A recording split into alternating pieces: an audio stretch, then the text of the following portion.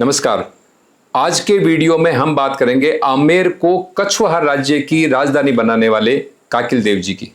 काकिल देव जी जो राजस्थान के अंदर जिन्होंने कछवाहा राजवंश की नींव रखी थी, दूल्हे राय जी उनके बड़े पुत्र थे। दूल्हे राय जी जो मध्य प्रदेश से आए थे और उन्होंने यहाँ पर दौसा, मांझ, खो आदि को जीत करके एक यहाँ पर कछवाहा राजवंश की राज्य की नींव रखी थी। तो जब उन्होंने 30 वर्ष अपना शासन कर लिया, उसके बाद उनके जो पुत्र थे काकिल देव जी, वो गद्दी पर बैठे। चूंकि काकिल देव जी उसमें किशोरावस्था में थे और यहाँ पर ये जो मांझ और खो जो दूल्हे राय जी ने लिया था, वो लिया था मीणाओं से। और मीणा एक बहुत ही बहादुर, जाबाज और निडर कौम है। अब राज्य जब ले लिया तो शांत तो वो बैठने वाले नहीं थे। तो मीणा उन्होंने देखा कि भाई इस समय जो राजा है, कछवाहा राजा है, उसकी आयु कम है, तो अनुभव इतना है नहीं, तो क्यों नहीं वापस अपने राज्य वापस लिए जाएं। और कोई भी व्यक्ति जब अपना राज्य खो देता है तो वापस लेने का वो प्रयास करता है। मीणाओं ने भी प्रयास किया और उन्होंने काकिल देव जी की जो आयु का जो फायदा उठा करके उन्होंने आसपास के जो जितने भी जो है वो सारे के सारे गांव वापस दबा लिए। और उनके जो कछवाहा राज के अंदर वो हमेशा लूटपाट और उपद्रव करते थे, ताकि किसी भी तरह कछवाहा यहाँ से वापस जो है मध्य प्रदेश को पलायन कर जाए। लेकिन जो काकिल देव जी थे उन्होंने धैर्य रखा और वो अपनी शक्ति संचय करने में लगे रहे।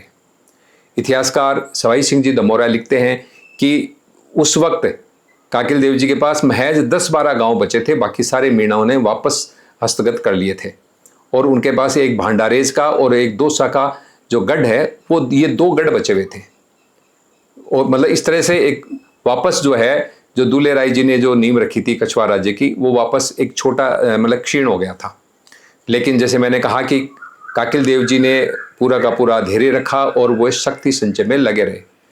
और इसी के तहत उन्होंने जो अजमेर के जो चौहान हैं, क्योंकि उस समय देश के अंदर अजमेर के चौहान काफ़ी शक्तिशाली थे, तो उन्होंने अजमेर के चौहानों से मित्रता का हाथ बढ़ाया, उनसे संबंध स्थापित करने की कोशिश की। और इसी बीच अजमेर के जो चौहान थे उनको ये लगा कि यार ये नया कछवाहा राज्य यहाँ बना है, तो क्यों नहीं काकिल देव को अपना दामाद बना लिया जाए। और उन्होंने एक पुरोहित के हाथ में एक नारियल भिजवा दिया और रिश्ता तय कर दिया। उस जमाने में क्या होता था, रिश्ता तय करने के लिए पुरोहित को भेजा जाता नारियल देख करके। यदि नारियल आपने ले लिया मतलब रिश्ता आपने एक्सेप्ट कर लिया। तो इसी तरह काकिल देव जी का रिश्ता आया और शादी की तारीख तय हो गई। जो शादी की तारीख तय हुई तो काकिल देव जी अपनी बारात लेकर के अजमेर जा रहे थे। तो जो अंबा घाट है, जो आजकल जिसको हम जमुआ घाट कहते हैं, वहाँ पर जब उनकी बारात पहुँची तो सारे जो मीणा थे आसपास के, उन्होंने उनको घेर लिया।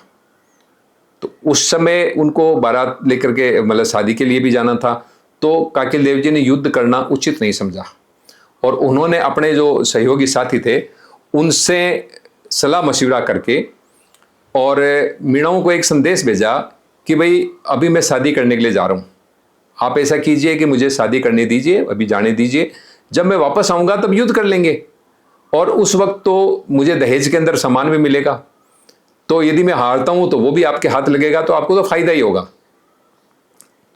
तो उनके इस संदेश से मीणा सहमत हो गए, उन्होंने उस बारात को जाने दिया।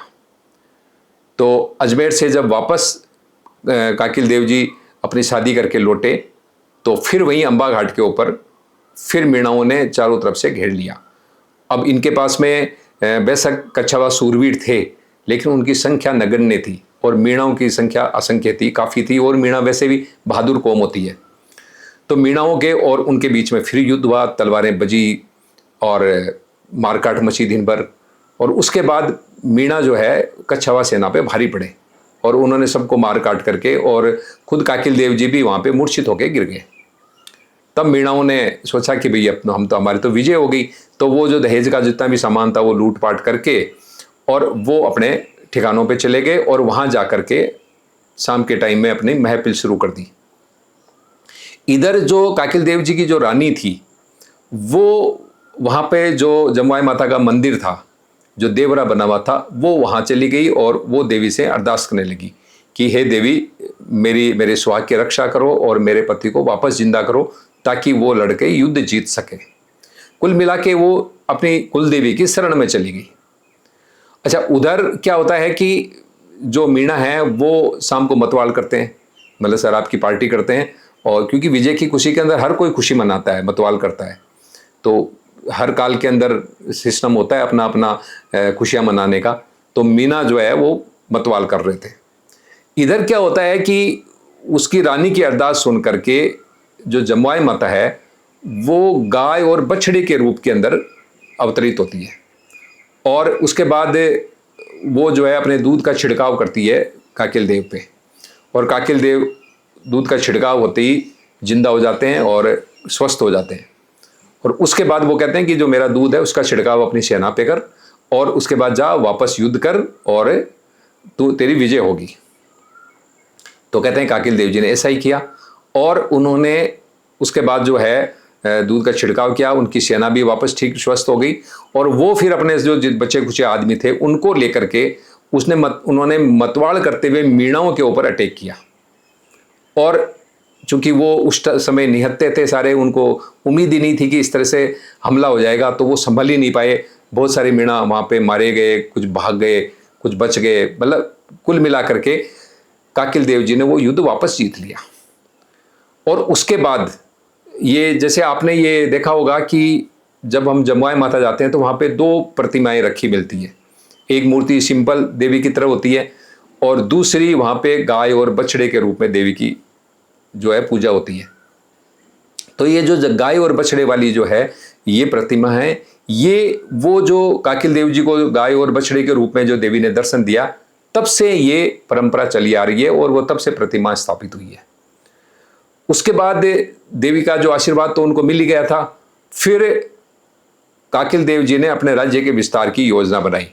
तो कुछ तो पास के अंदर 2-4 जो छोटे क्षत्रियों के कुछ ठिकाने थे उनको उन्होंने दबाया, उनको हरा करके जो है ना अपने राज्य का विस्तार किया।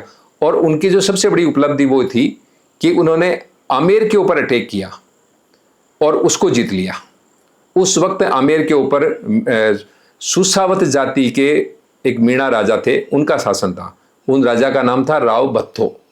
तो राव भत्तो को आक्रमण के अंदर हरा करके काकिल देव ने आमेर जीता। और उसके बाद फिर उन्होंने पहले दौसा राजधानी थी, दौसा से फिर ये जमुआ रामगढ़ राजधानी थी, जमुआ रामगढ़ से फिर उन्होंने स्थानांतरित करके आमेर के अंदर अपनी राजधानी स्थापित कर ली। उसके बाद ये कहते हैं कि भाई काकिल देव जी को देवी ने दर्शन दिए थे कि भाई तू आमेर के ऊपर अटैक कर और वहाँ पे जीत ले, अपनी राजधानी बना। और वहाँ पे अंबिकेश्वर महादेव है, उनका शिवलिंग है नीचे, वो गड़ा हुआ है काफ़ी, उसको निकाल के उसे अपना कुल देवता स्वीकार कर। तो कहते हैं कि काकिल देव जी ने वहाँ पे खुदाई कराई, जो देवी ने सपने के अंदर उनको जगह बताई थी, खुदाई कराई तो 2.5 मंजिल नीचे उनको शिवलिंग मिला। तो उन्होंने वहीं पे उसका मंदिर बना दिया। तो आज भी जो अंबिकेश्वर महादेव है वो कच्छाओं के कुलदेवता है, और उनका जो मंदिर है वो 2.5 मंजिल नीचे। और बरसात के अंदर तो जब ज़्यादा बरसातें होती है तो पानी रिस करके वो पूरा का पूरा उसके लगभग करीब 2 मंजिल तो पानी से भरी जाती है। अभी इस वक्त इस साल भी जो वर्षा हुई तो जब हम गए वहाँ पे तो मंदिर पूरा का पूरा पानी से भरा हुआ था।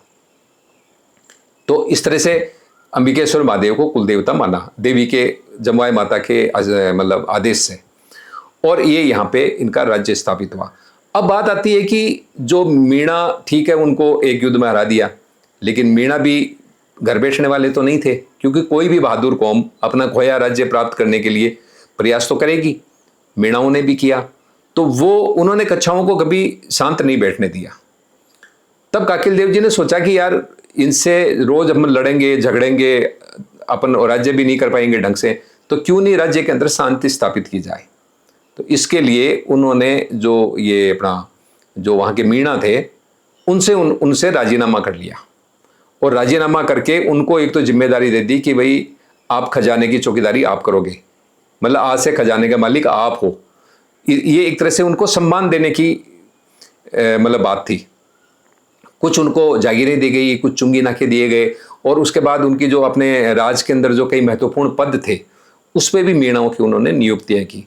और कहते हैं कि मीणाओं ने आज़ादी तक और बहुत ही वफादारी से आमेर राज्य की सेवा की। एक इतिहासकार में अपने ठाकुर फतेह सिंह जी नाइला, उन्होंने एक जयपुर का संक्षिप्त इतिहास नामक एक किताब लिखी है। उसमें उन्होंने लिखा है कि भाई एक बार एक मीणा चौकीदार जो था, उसने देखा कि उसका जो लड़का है यानी बेटा अपना, उसने कर्तव्य में ईमानदारी नहीं दिखाई। तो वो इतना कुपित हुआ कि तूने वफादारी नहीं की, इतना कुपित हुआ कि उसने अपने बेटे का सर कलम कर दिया। इससे ज़्यादा वफादारी की मिसाल क्या हो सकती है। ये मैं मीणाओं के बारे में कह रहा हूँ कि मीणा कितने वफादार लोग थे, जबकि उन्हीं का राज्य कच्छाओं ने लिया था। लेकिन जब उनको पूरा सम्मान दिया गया, कच्छाओं ने उनको सम्मान दिया, महत्वपूर्ण पदों पर नियुक्त किया, तो उन्होंने पूरा का पूरा आमेर के विकास के अंदर अपना सहयोग दिया। इसके लिए मैं पूरी मीणा जाति को सैल्यूट भी करता हूँ। तो इस तरह से काकिल देव जी ने आमेर को कच्छावा राजवंश की राजधानी बनाया, जो आज़ादी तक रही। मतलब जयपुर बसने तक तो आमेर ही राजधानी रही। बेशक जयपुर जय सिंह जी ने जयपुर बसाया, लेकिन फिर भी कच्छाओं का जब इतिहास की बात आती है तो आमेर की ही बात आती है। आमेर ही उनको बोला जाएगा। और आपको पता ही है कि आमेर के अंदर कितने किले महल किस ढंग से थे। तो राजधानी तो वहाँ थी ठीक है, जयपुर बस गया तो वो भी आमेर का ही एक तरह से पार्ट था जयपुर। आज भले ही हमें लगता है कि यार जयपुर का एक आमेर पार्ट है, लेकिन उस वक्त तो जयपुर ही आमेर का एक पार्ट था।